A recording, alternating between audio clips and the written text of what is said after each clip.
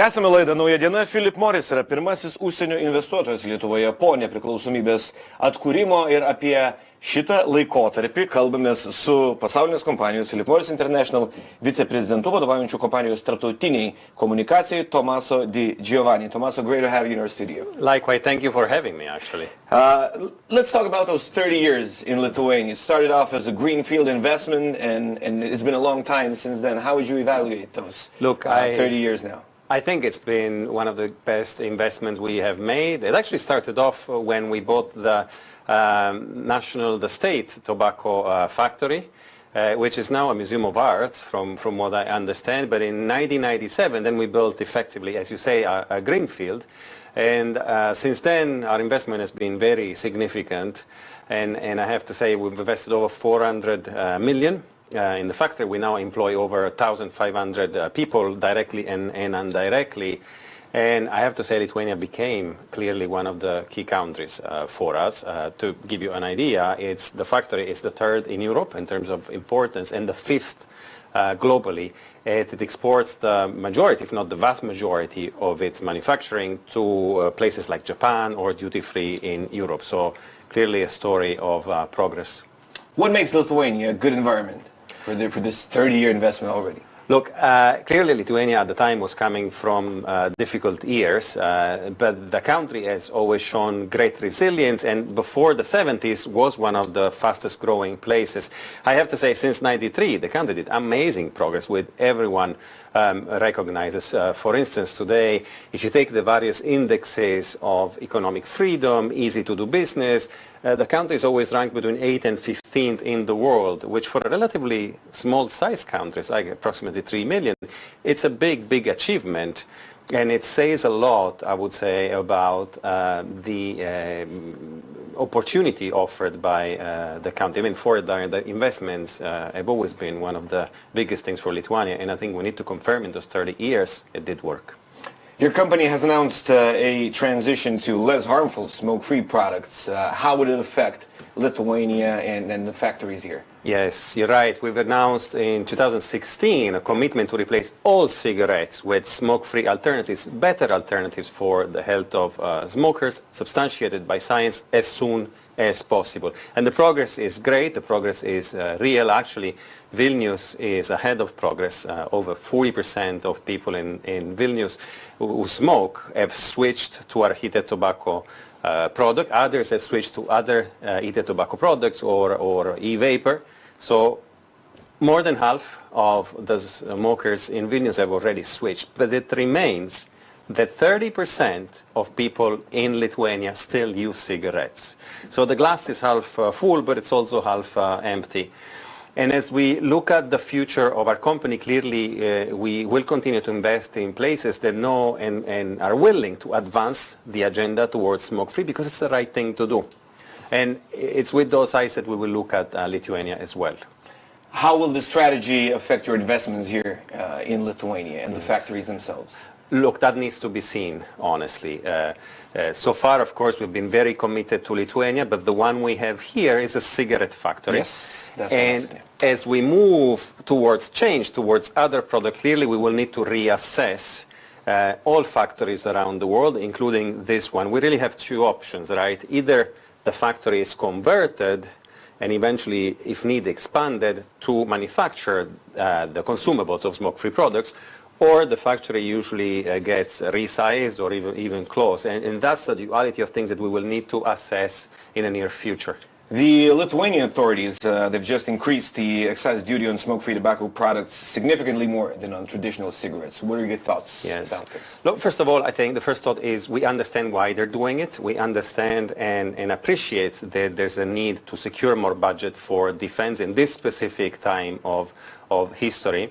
At the same time, by reducing that gap, this may send the message that the two categories of products, those that burn and those that don't, are kind of the same.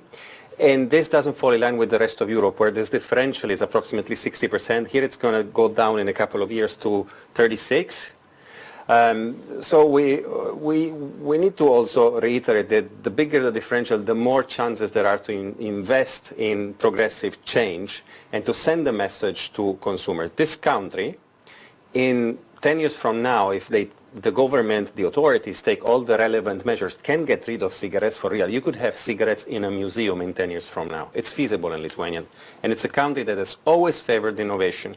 This is why smokers have adopted our product and other products. So it's a real opportunity. Let's not miss it. It's been a little while since your transition to those products. Have the smoke-free tobacco products been proven less harmful already? Can we already state that? Look, there's a lot of evidence that backs the idea that those products are much better than cigarettes.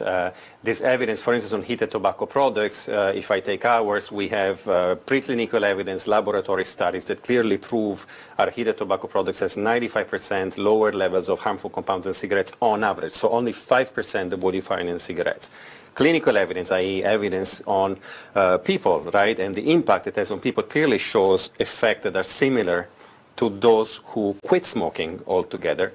Relevant authorities around the world, in the US with the Food and Drug Administration, in the Netherlands, in Germany with BFR, and I can go on with a list, have kind of affirmed and confirmed the fact that those products are different and better than cigarettes. So the evidence for heated tobacco product is there.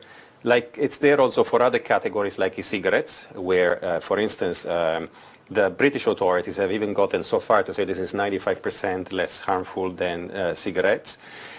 And there's another case, which is fantastic, and probably your audience may not know, which is Sweden. Sweden has traditionally seen men, in particular, switching from cigarettes to pouches of tobacco called snus that don't burn and are a much better option than cigarettes. Instead, the rest of Europe in 1982 banned snus from the rest of the continent. So you have a comparison on epidemiology. We know over decades what happened to the health of people here and there. And the truth is, in Sweden today, you have half of the incidence of smoking-related diseases than what you have in the rest of Europe. So it's a real case evidence that harm reduction works through all those products. What is happening in the tobacco business in the world today? Let's take a broader picture a little. Where's the regulation going? Where's the business going? So the business, I have to say, we spearheaded change. We were the first ones to really invest in heated tobacco, and then also on e-cigarettes, on pouches, and I'm happy to see that we have pioneered the change in the industry, where now our competitors are also following on that path, and they're all investing into those products to the point that globally, for instance, our heated tobacco product has over 36 million people who have adopted it, and 75% have abandoned cigarettes altogether. So progress is really real from that perspective. In terms of regulation, I would say the world is divided, but there's an increasing group of countries that are taking advantage of the innovation. Among them, I would say, to a certain extent, there's Italy, there's the Czech Republic, there's Greece. I can name Portugal that changed their legislation, the Philippines recently, and probably one of the most progressive is New Zealand. New Zealand has legislation that encourages the transition. Even the Minister of Health campaigns actively to tell people, if you don't quit, switch to some of those products. It's on their landing page. People can check it. Why? Because they want to get rid of cigarettes by 2030. And that's how they're going to do it. So there's real momentum. In the last few years, over 20 countries have changed their legislation because they believe in innovation for society, also in the tobacco industry. I think Lithuania should follow suit because it's a real opportunity for the country. When is the last cigarette going to be smoked in the world? I wish I had a crystal ball. But I can tell you that in countries where, especially in the capitals, more than half of the people have already adopted the new products. Take Tokyo, take Vilnius. With the right intervention from the government and civil society, in 10 years from now, you could actually see the end of cigarettes. You could see cigarettes in a museum. It's feasible. Let's see what the future brings. Thank you for the conversation. Laidoje Nauja, šiandien jau tiek, su žiūrovais pasimatysim rytoj 13 val. Likite įsijungę Lietuvos ryto televiziją.